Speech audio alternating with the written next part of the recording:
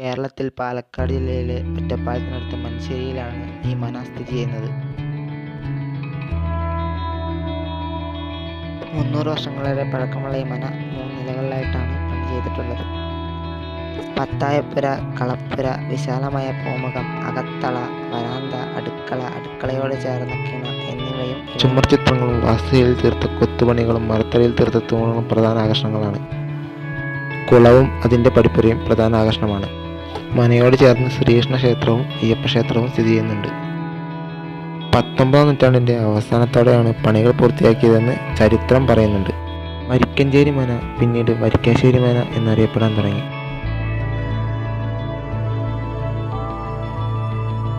ഒട്ടനവധി വിനോദസഞ്ചാരികൾ ഇവിടെ വന്ന് സമയം ചെലവഴിക്കുന്നുണ്ട്.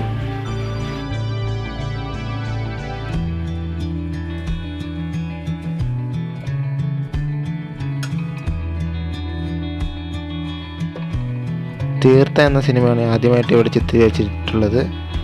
പിന്നീട് ആറാം തമ്പുരാൻ, രാപ്പകൽ, മാടമ്പി, ദ്രോണ, ദേവാസുരം, വലിയേട്ടൻ അങ്ങനെ ഒട്ടനവധി സിനിമകളും ഇവിടെ ഷൂട്ട് ചെയ്തിട്ടുണ്ട്.